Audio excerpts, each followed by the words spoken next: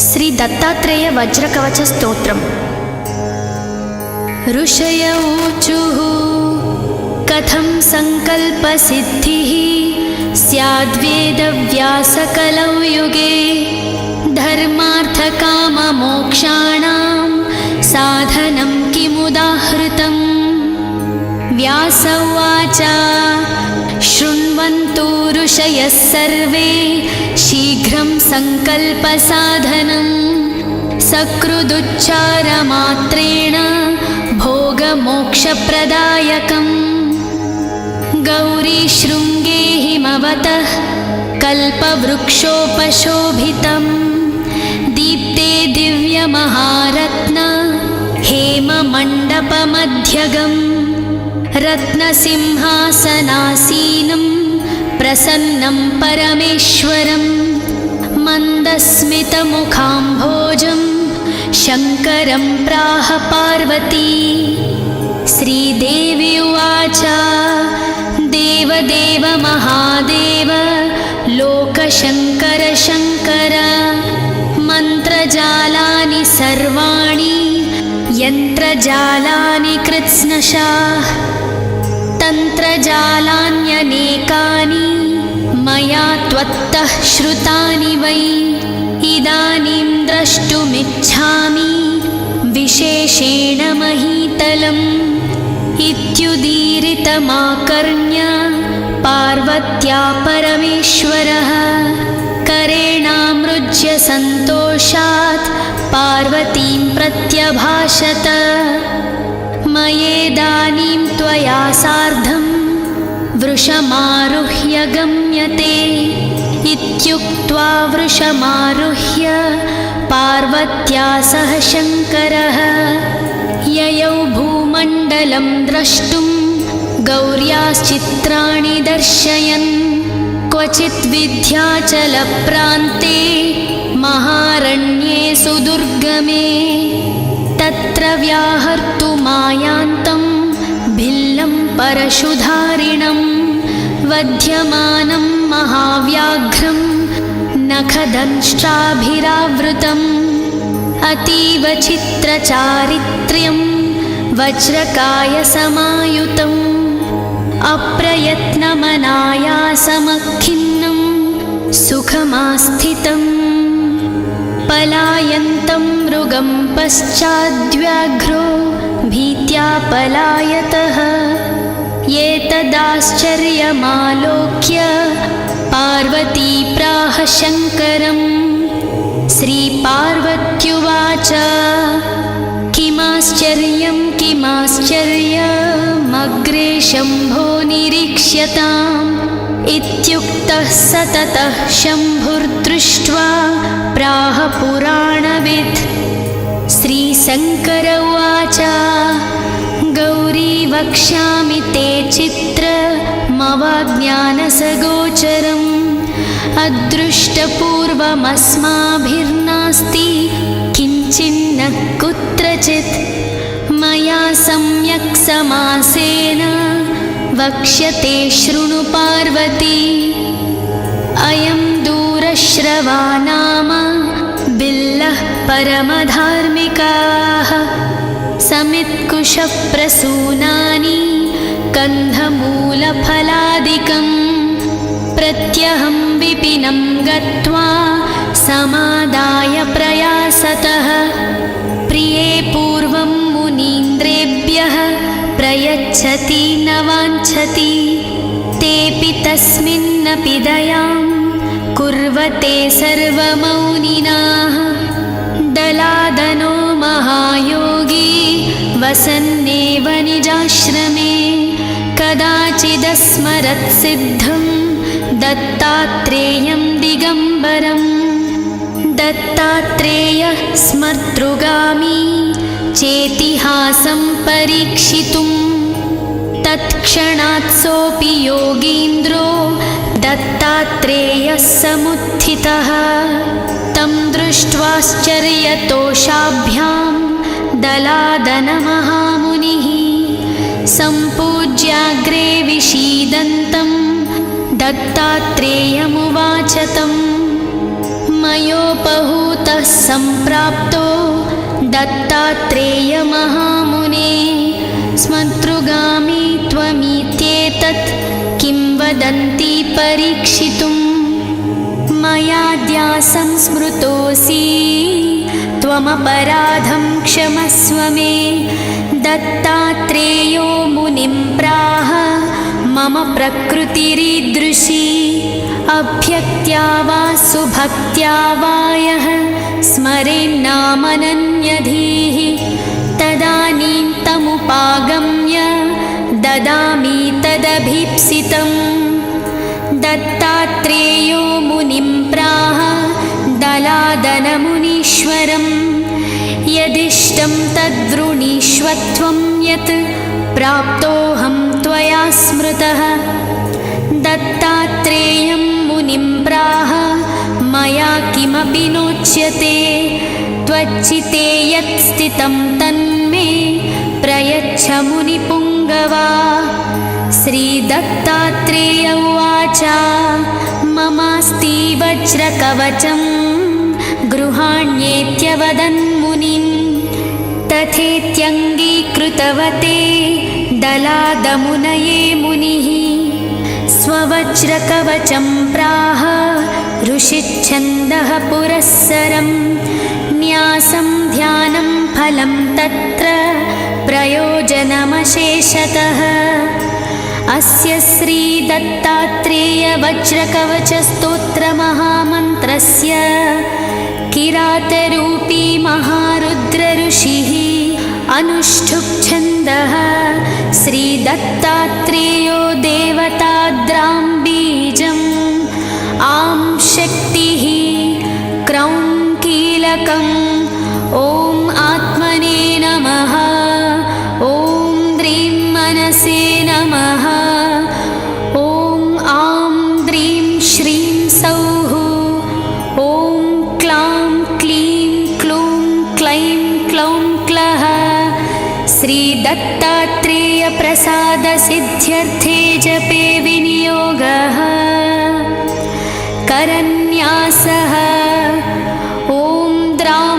अङ्गुष्ठाभ्यां नमः ॐ द्रीं तर्जनीभ्यां नमः ॐ द्रूं मध्यमाभ्यां नमः ॐ द्रैं अनामिकाभ्यां नमः ॐ द्रौं कनिष्ठिकाभ्यां नमः ॐ द्रः करतलकरपृष्ठाभ्यां नमः हृदयादिन्यासः ॐ द्रां हृदयाय नमः ॐ द्रीं शिरसे स्वाहा ॐ द्रूं शिखायै वषट् ॐ द्रैं कवचाय हुम् ॐ द्रौं नेत्रत्रयाय वौषट् ॐ द्रः अस्त्राय फट् ॐ भूर्भुवः सुवरोमिति दिग्बन्धः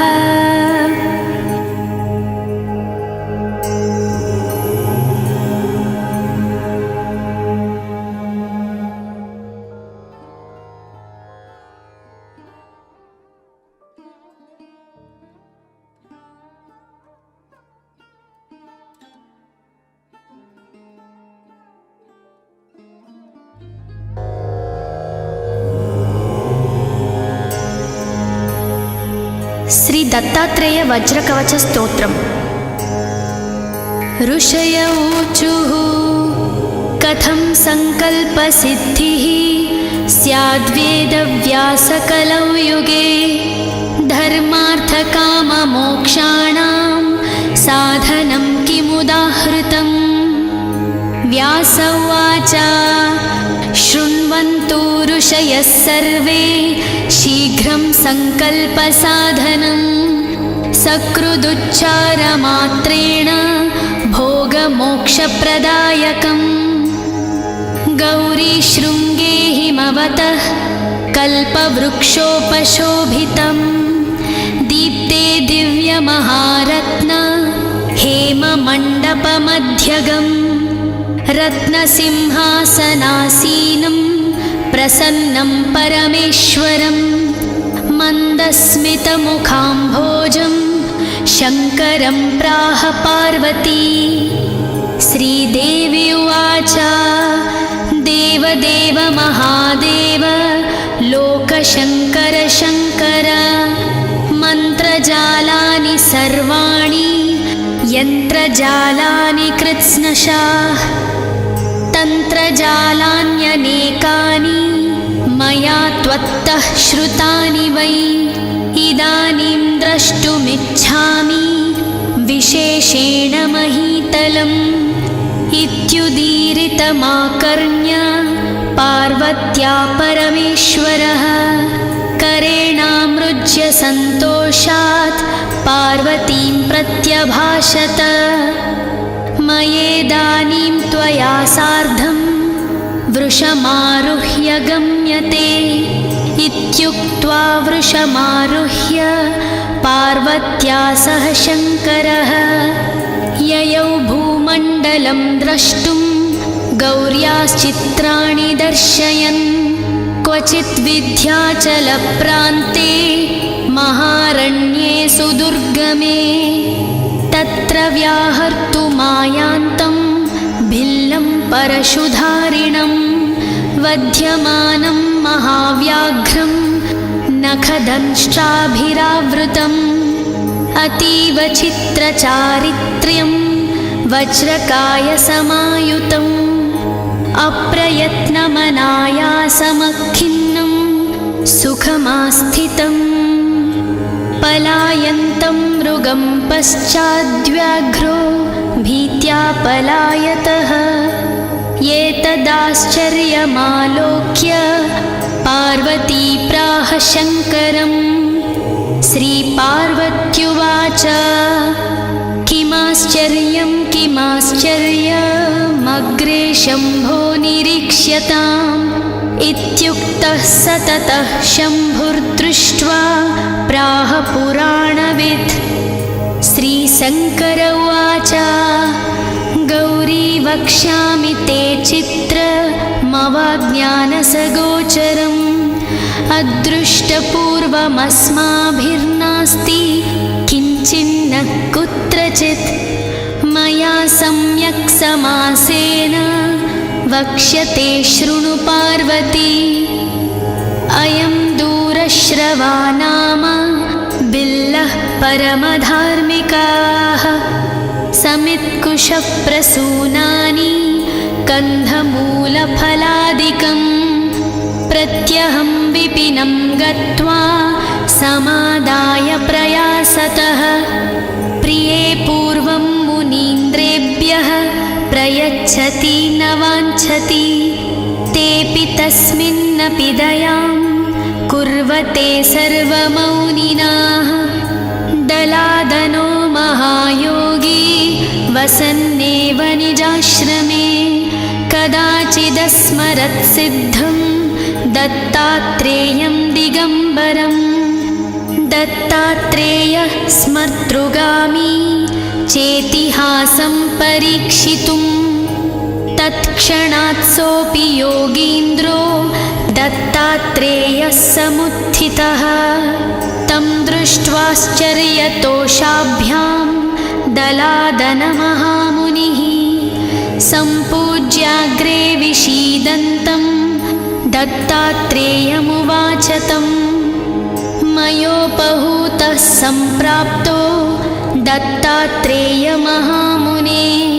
स्मर्तृगामी त्वमित्येतत् किं वदन्ति परीक्षितुं मयाद्यासं स्मृतोऽसि त्वमपराधं क्षमस्व मे दत्तात्रेयो मुनिं प्राह मम प्रकृतिरीदृशी अभ्यक्त्या वा सुभक्त्या वा यः स्मरेन्नामनन्यधीः तदानीं तमुपागम्य ददामि तदभीप्सितम् दत्तात्रेयो मुनिं प्राह दलादनमुनीश्वरम् यदिष्टं तद्वृणीष्वत्वं यत् प्राप्तोऽहं त्वया स्मृतः दत्तात्रेयं मुनिं प्राह मया किमपि नोच्यते त्वच्चिते यत् स्थितं तन्मे प्रयच्छ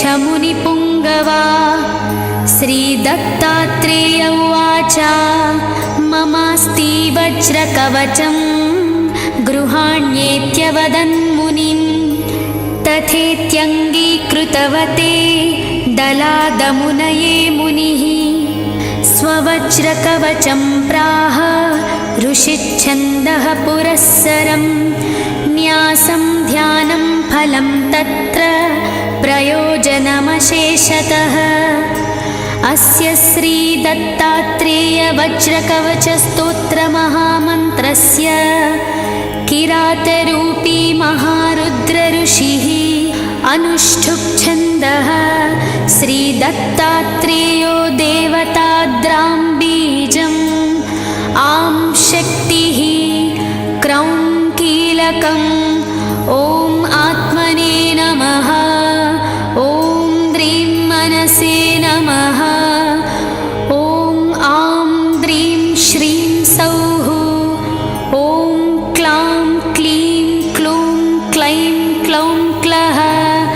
श्रीदत्तात्रेयप्रसादसिद्ध्यर्थे जपे विनियोगः। करन्यासः ॐ द्रां अङ्गुष्ठाभ्यां नमः। ॐ द्रीं तर्जनीभ्यां नमः। ॐ द्रूं मध्यमाभ्यां नमः। ॐ द्रैं अनामिकाभ्यां नमः। ॐ द्रौं कनिष्ठिकाभ्यां नमः। ॐ द्रः करतलकरपृष्ठाभ्यां नमः। हृदयादिन्यासः ॐ द्रां हृदयाय नमः। ॐ द्रीं शिरसे स्वाहा। ॐ द्रूं शिखायै वषट्। ॐ द्रैं कवचाय हुम्।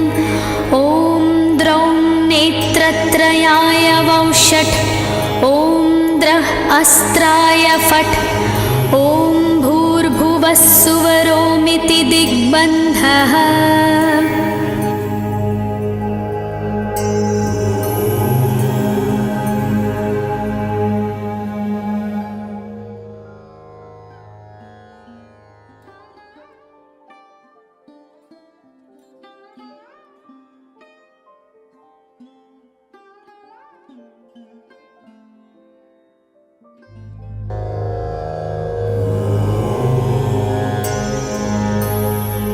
श्री दत्तात्रेय वज्रकवच स्तोत्रम्।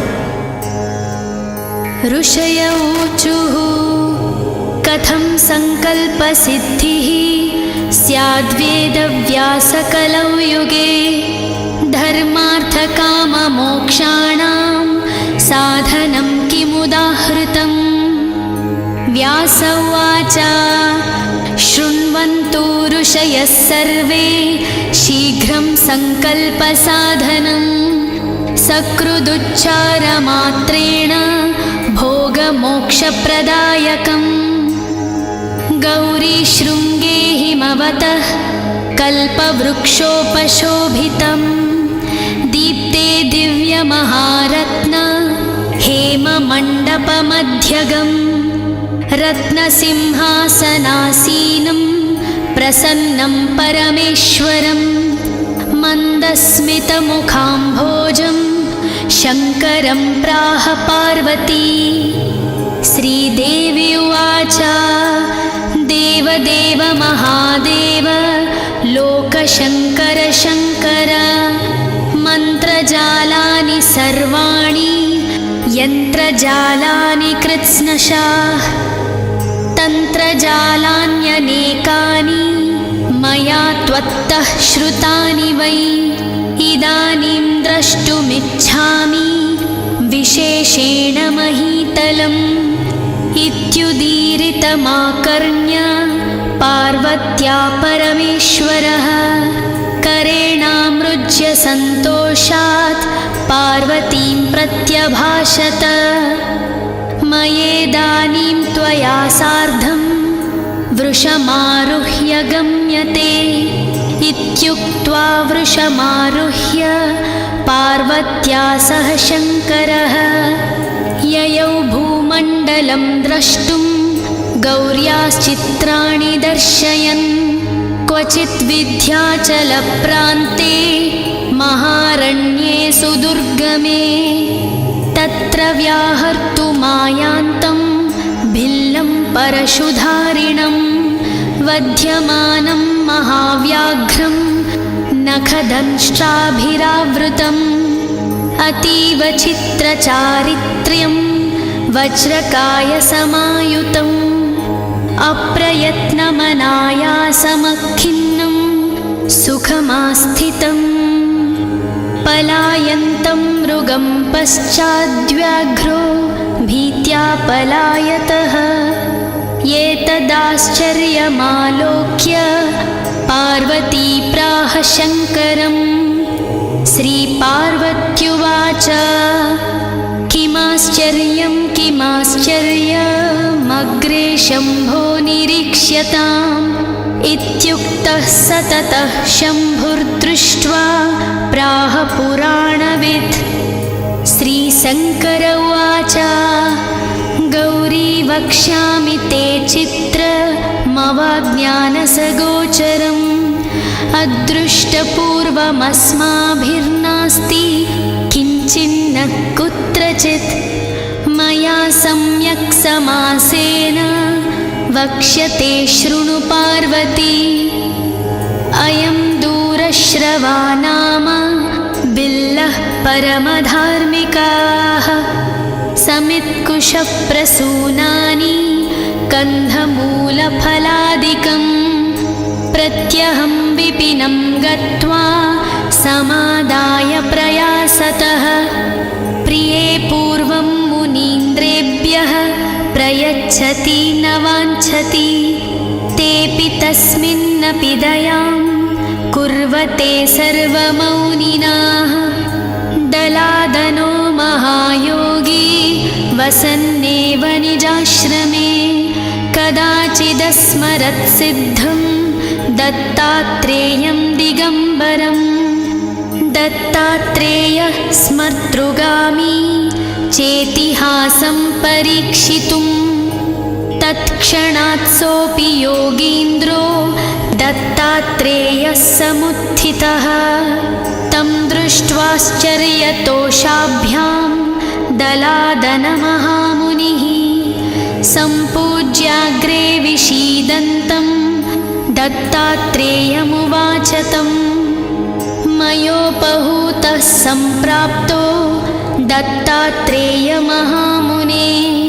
स्मर्तृगामी त्वमित्येतत् किं वदन्ति परीक्षितुं मयाद्यासं स्मृतोऽसि त्वमपराधं क्षमस्व मे दत्तात्रेयो मुनिं प्राह मम प्रकृतिरीदृशी अभ्यक्त्या वा सुभक्त्या वा यः स्मरेन्नामनन्यधीः तदानीं तमुपागम्य ददामि तदभीप्सितम् दत्तात्रेयो मुनिं प्राह दलादनमुनीश्वरम् यदिष्टं तद्वृणीष्वत्वं यत् प्राप्तोऽहं त्वया स्मृतः दत्तात्रेयं मुनिं प्राह मया किमपि नोच्यते त्वच्चिते यत् स्थितं तन्मे प्रयच्छ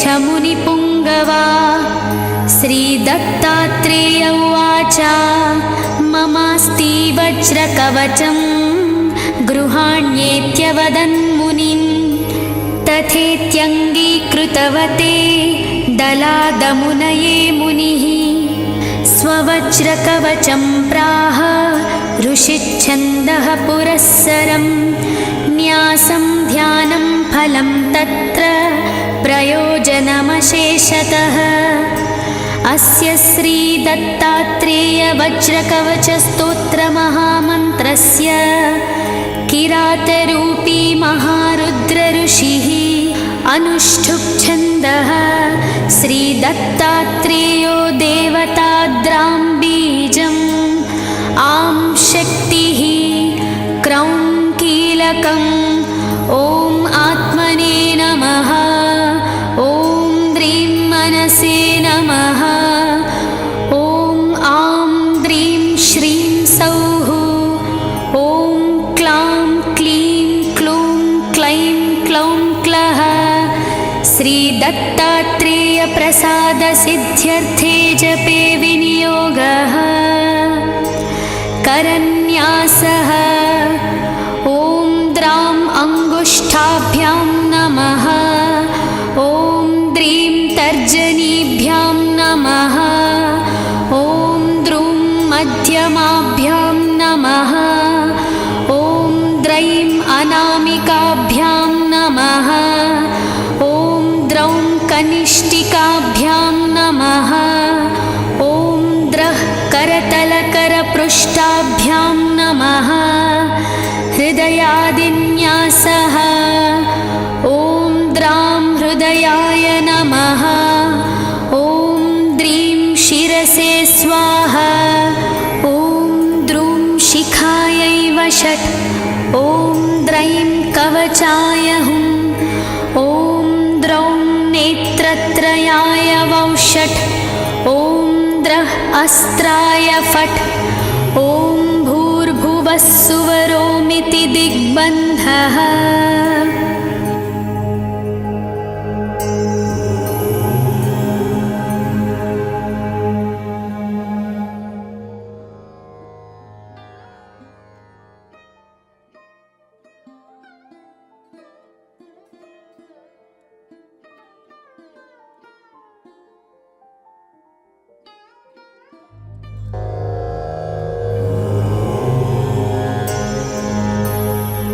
श्री दत्तात्रेय वज्रकवच स्तोत्रम्।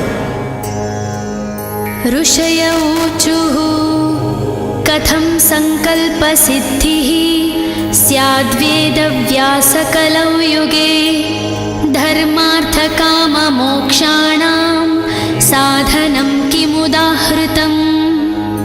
व्यास उवाच शृण्वन्तु ऋषयः सर्वे शीघ्रं संकल्पसाधनं सकृदुच्चारमात्रेण भोगमोक्षप्रदायकम्। गौरीशृङ्गे हिमवतः कल्पवृक्षोपशोभितं दीप्ते दिव्यमहारत्न हेममण्डपमध्यगम् रत्नसिंहासनासीनं प्रसन्नं परमेश्वरं मन्दस्मितमुखाम्भोजं शङ्करं प्राह पार्वती। श्रीदेवी उवाच देवदेव महादेव लोकशङ्कर शङ्कर मन्त्रजालानि सर्वाणि यन्त्रजालानि कृत्स्नशाः तन्त्रजालान्यनेकानि मया त्वत्तः श्रुतानि वै इदानीं द्रष्टुमिच्छामि विशेषेण महीतलम् इत्युदीरितमाकर्ण्य पार्वत्या परमेश्वरः करेणामृज्य सन्तोषात् पार्वतीं प्रत्यभाषत मयेदानीं त्वया सार्धं वृषमारुह्य गम्यते इत्युक्त्वा वृषमारुह्य पार्वत्या सह शङ्करः ययौ भूमण्डलं द्रष्टुं गौर्याश्चित्राणि दर्शयन् क्वचित् विन्ध्याचलप्रान्ते महारण्ये सुदुर्गमे तत्र व्याहर्तुमायान्तं भिल्लं परशुधारिणं वध्यमानं महाव्याघ्रं नखदंष्ट्राभिरावृतम् अतीव चित्रचारित्र्यं वज्रकायसमायुतम् अप्रयत्नमनायासमखिन्नं सुखमास्थितम् पलायन्तं मृगं पश्चाद्व्याघ्रो भीत्या पलायतः एतदाश्चर्यमालोक्य पार्वती प्राह शङ्करम् श्रीपार्वत्युवाच किमाश्चर्यमग्रे शम्भो निरीक्ष्यताम् इत्युक्तः स ततः शम्भुर्दृष्ट्वा प्राह पुराणवित्। श्रीशङ्कर उवाच गौरी वक्ष्यामि ते चित्रमवाज्ञानसगोचरम् अदृष्टपूर्वमस्माभिर्नास्ति किञ्चिन्न कुत्रचित् मया सम्यक् समासेन वक्ष्यते शृणु पार्वती। अयं दूरश्रवा नाम बिल्लः परमधार्मिकाः समित्कुशप्रसूनानि कन्धमूलफलादिकम् प्रत्यहं विपिनं गत्वा समादाय प्रयासतः प्रिये पूर्वं मुनीन्द्रेभ्यः प्रयच्छति न वाञ्छति तेऽपि तस्मिन्नपि दयां कुर्वते सर्वमौनिनाः। दलादनो महायोगी वसन्नेव निजाश्रमे कदाचिदस्मरत्सिद्धं दत्तात्रेयं दिगम्बरम्। दत्तात्रेयः स्मर्तृगामी चेतिहासं परीक्षितुं तत्क्षणात् सोऽपि योगीन्द्रो दत्तात्रेयः समुत्थितः। तं दृष्ट्वाश्चर्यतोषाभ्यां दलादनमहामुनिः सम्पूज्याग्रे विषीदन्तं दत्तात्रेयमुवाच तं मयोपहूतः सम्प्राप्तो दत्तात्रेयमहामुने स्मर्तृगामी त्वमित्येतत् किं वदन्ति परीक्षितुं मयाद्यासं स्मृतोऽसि त्वमपराधं क्षमस्व मे। दत्तात्रेयो मुनिं प्राह मम प्रकृतिरीदृशी अभ्यक्त्या वा सुभक्त्या वा यः स्मरेन्नामनन्यधीः तदानीं तमुपागम्य ददामि तदभीप्सितम्।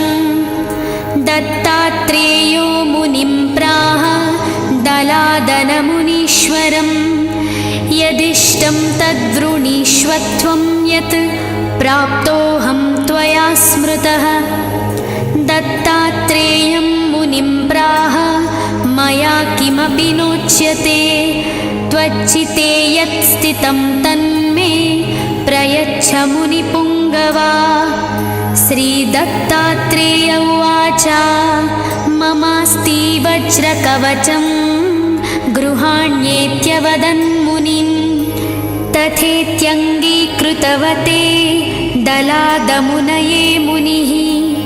स्ववज्रकवचं प्राह ऋषिच्छन्दः पुरःसरं न्यासं ध्यानं फलं तत्र प्रयोजनमशेषतः।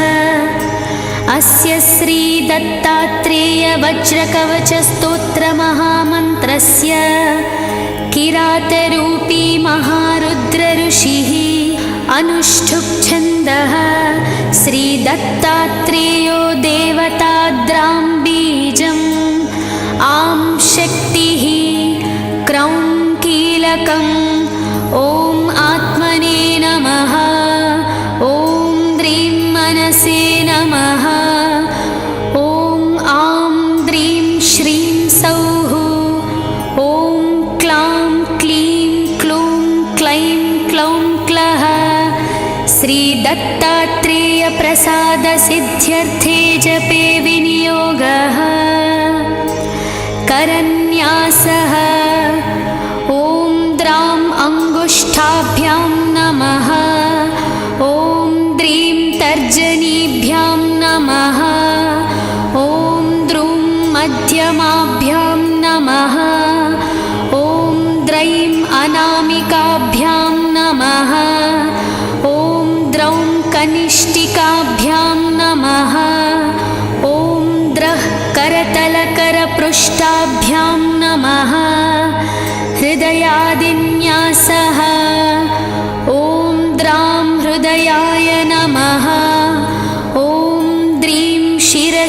स्वाहा।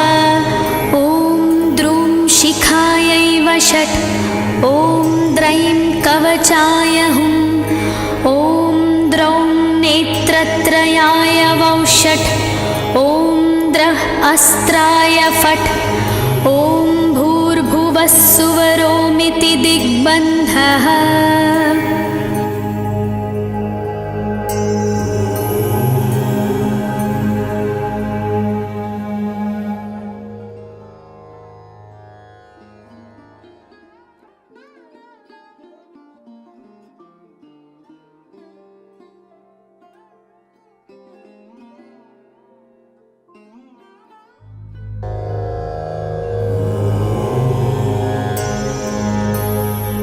श्री दत्तात्रेय वज्रकवच स्तोत्रम्।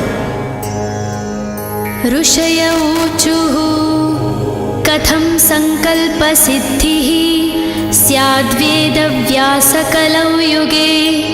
धर्मार्थकाममोक्षाणां साधनं किमुदाहृतम्। व्यास उवाच शृण्वन्तु ऋषयः सर्वे शीघ्रं संकल्पसाधनं। सकृदुच्चारमात्रेण भोगमोक्षप्रदायकम्।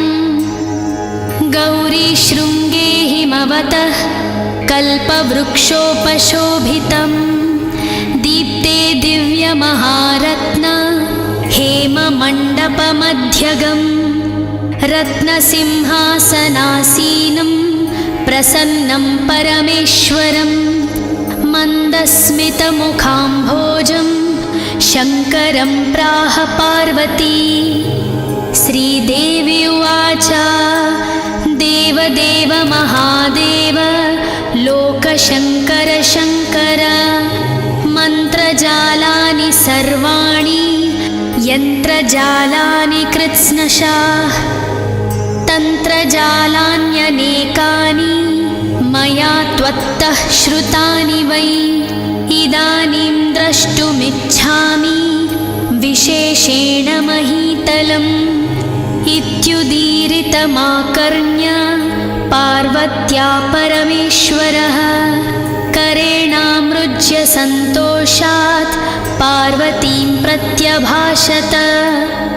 मयेदानीं त्वया सार्धं वृषमारुह्य गम्यते। इत्युक्त्वा वृषमारुह्य पार्वत्या सह शङ्करः। ययौ भूमण्डलं द्रष्टुं गौर्याश्चित्राणि दर्शयन्।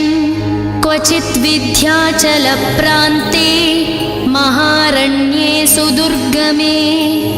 तत्र व्याहर्तुमायान्तं भिल्लं परशुधारिणं। वध्यमानं महाव्याघ्रं नखदंष्ट्राभिरावृतम्। अतीव चित्रचारित्र्यं वज्रकायसमायुतम्। अप्रयत्नमनायासमखिन्नं सुखमास्थितम्। पलायन्तं मृगं पश्चाद्व्याघ्रो भीत्या पलायतः। एतदाश्चर्यमालोक्य पार्वती प्राह शङ्करम्। श्रीपार्वत्युवाच किमाश्चर्यं किमाश्चर्यमग्रे शम्भो निरीक्ष्यताम्। इत्युक्तः स ततः शम्भुर्दृष्ट्वा प्राह पुराणवित्। श्रीशङ्कर उवाच गौरी वक्ष्यामि ते चित्रमवाज्ञानसगोचरम्। अदृष्टपूर्वमस्माभिर्नास्ति किञ्चिन्न कुत्रचित्। मया सम्यक् समासेन वक्ष्यते शृणु पार्वती। अयं दूरश्रवा नाम बिल्लः परमधार्मिकाः। समित्कुशप्रसूनानि कन्धमूलफलादिकम्। प्रत्यहं विपिनं गत्वा समादाय प्रयासतः। प्रिये पूर्वं मुनीन्द्रेभ्यः प्रयच्छति न वाञ्छति। तेऽपि तस्मिन्नपि दयां कुर्वते सर्वमौनिनाः। दलादनो महायोगी वसन्नेव निजाश्रमे कदाचिदस्मरत्सिद्धं दत्तात्रेयं दिगम्बरम्। दत्तात्रेयः स्मर्तृगामी चेतिहासं परीक्षितुं तत्क्षणात् सोऽपि योगीन्द्रो दत्तात्रेयः समुत्थितः। तं दृष्ट्वाश्चर्यतोषाभ्यां दलादनमहामुनिः सम्पूज्याग्रे विषीदन्तं दत्तात्रेयमुवाच तं। मयोपहूतः सम्प्राप्तो दत्तात्रेयमहामुने स्मर्तृगामी त्वमित्येतत् किं वदन्ति परीक्षितुं। मयाद्यासं स्मृतोऽसि त्वमपराधं क्षमस्व मे। दत्तात्रेयो मुनिं प्राह मम प्रकृतिरीदृशी अभ्यक्त्या वा सुभक्त्या वा यः स्मरेन्नामनन्यधीः तदानीं तमुपागम्य ददामि तदभीप्सितम्। दत्तात्रेयो मुनिं प्राह दलादनमुनीश्वरम् यदिष्टं तद्वृणीष्वत्वं यत् प्राप्तोऽहं त्वया स्मृतः। दत्तात्रेयं मुनिं प्राह मया किमपि नोच्यते त्वच्चिते यत् स्थितं तन्मे प्रयच्छ मुनिपुङ्गवा। श्रीदत्तात्रेय उवाच ममास्ति वज्रकवचं गृहाण्येत्यवदन्मुनिं तथेत्यङ्गीकृतवते दलादमुनये मुनिः। स्ववज्रकवचं प्राह ऋषिच्छन्दः पुरःसरं न्यासं ध्यानं फलं तत्र प्रयोजनमशेषतः। अस्य श्रीदत्तात्रेयवज्रकवचस्तोत्रमहामन्त्रस्य किरातरूपी महारुद्रऋषिः अनुष्ठुप् श्रीदत्तात्रेयो देवताद्रां बीजम् आं शक्तिः क्रौं कीलकम् ॐ आत्मने नमः। ॐ द्रीं मनसे नमः। ॐ आं द्रीं श्रीं सौः। ॐ क्लां क्लीं क्लूं क्लैं क्लौं क्लः। श्रीदत्तात्रेयप्रसादसिद्ध्यर्थे जपे विनियोगः। करन्यासः ॐ द्रां अङ्गुष्ठाभ्यां नमः। ॐ द्रीं तर्जनीभ्यां नमः। ॐ द्रुं मध्यमाभ्यां नमः। ॐ द्रैं अनामिकाभ्यां नमः। ॐ द्रौं कनिष्ठिकाभ्यां नमः। ॐ द्रः करतलकरपृष्ठाभ्यां नमः। हृदयादिन्यासः ॐ द्रां हृदयाय नमः। ॐ द्रीं शिरसे स्वाहा। ॐ द्रुं शिखायै वषट्। ॐ द्रैं कवचाय हुम्। ॐ द्रौं नेत्रत्रयाय वौषट्। ॐ द्रः अस्त्राय फट्।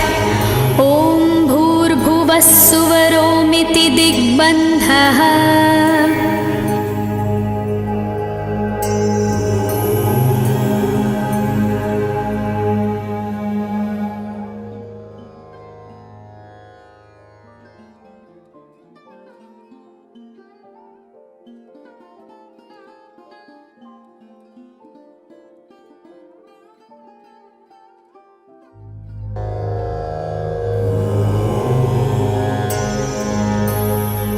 श्री दत्तात्रेय वज्रकवच स्तोत्रम्।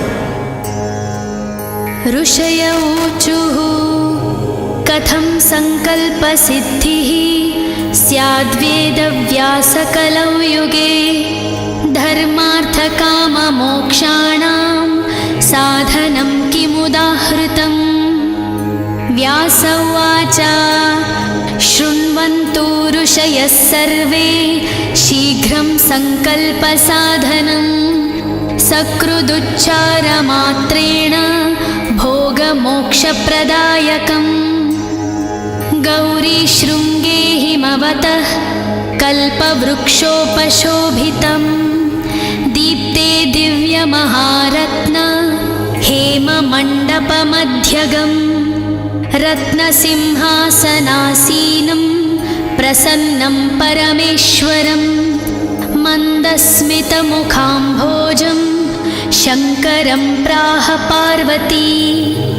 श्रीदेवी उवाच देवदेव महादेव लोकशङ्कर शङ्कर मन्त्रजालानि सर्वाणि यन्त्रजालानि कृत्स्नशाः तन्त्रजालान्यनेकानि मया त्वत्तः श्रुतानि वै इदानीं द्रष्टुमिच्छामि विशेषेण महीतलम् इत्युदीरितमाकर्ण्य पार्वत्या परमेश्वरः करेणामृज्य सन्तोषात् पार्वतीं प्रत्यभाषत मयेदानीं त्वया सार्धं वृषमारुह्य गम्यते इत्युक्त्वा वृषमारुह्य पार्वत्या सह शङ्करः ययौ भूमण्डलं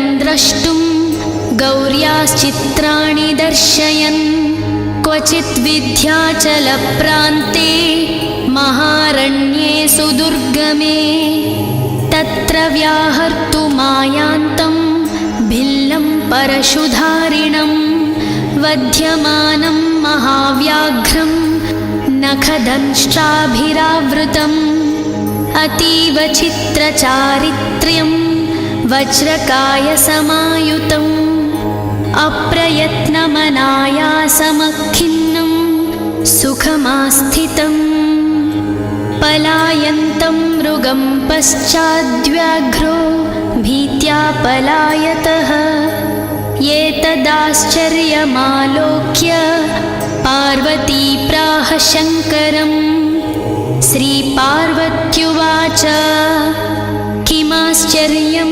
किमाश्चर्यमग्रे शम्भो निरीक्ष्यताम् इत्युक्तः स ततः शम्भुर्दृष्ट्वा प्राह पुराणवित्। श्रीशङ्कर उवाच गौरी वक्ष्यामि ते चित्रमवाज्ञानसगोचरम् अदृष्टपूर्वमस्माभिर्नास्ति किञ्चिन्न कुत्रचित् मया सम्यक् समासेन वक्ष्यते शृणु पार्वती।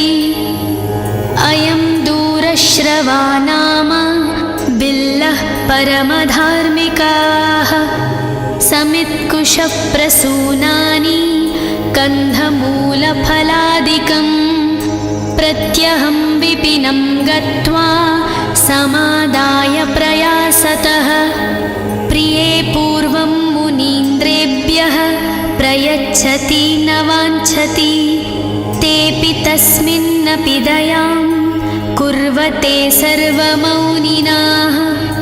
दलादनो महायोगी वसन्नेव निजाश्रमे कदाचिदस्मरत्सिद्धं दत्तात्रेयं दिगम्बरम् दत्तात्रेयः स्मर्तृगामी चेतिहासं परीक्षितुं तत्क्षणात् सोऽपि योगीन्द्रो दत्तात्रेयः समुत्थितः तं दृष्ट्वाश्चर्यतोषाभ्यां दलादनमहामुनिः सम्पूज्याग्रे विषीदन्तं दत्तात्रेयमुवाच तम् मयोपहूतः सम्प्राप्तो दत्तात्रेयमहामुने स्मर्तृगामी त्वमीत्ये एतत् किं वदन्ति परीक्षितुं मयाद्या संस्मृतोऽसि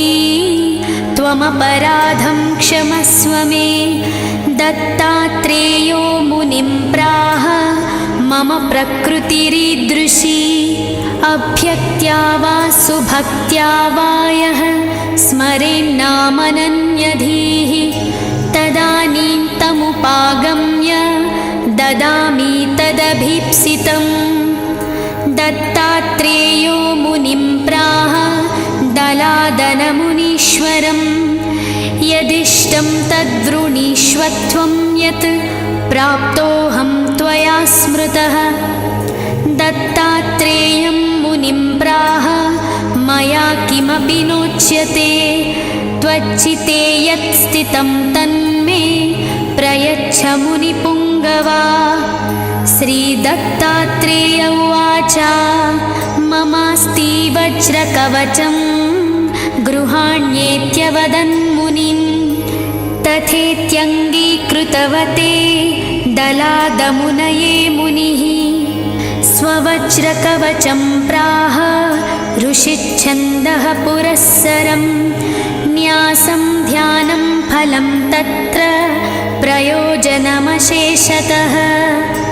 अस्य श्रीदत्तात्रेयवज्रकवचस्तोत्रमहामन्त्रस्य किरातरूपी महारुद्रऋषिः अनुष्ठुप् छन्दः श्रीदत्तात्रेयो देवताद्रां बीजम् आं शक्तिः क्रौं कीलकम् ॐ आत्मने नमः ॐ द्रीं मनसे नमः ॐ आं द्रीं श्रीं सौः ॐ क्लां क्लीं क्लूं क्लैं क्लौं क्लः।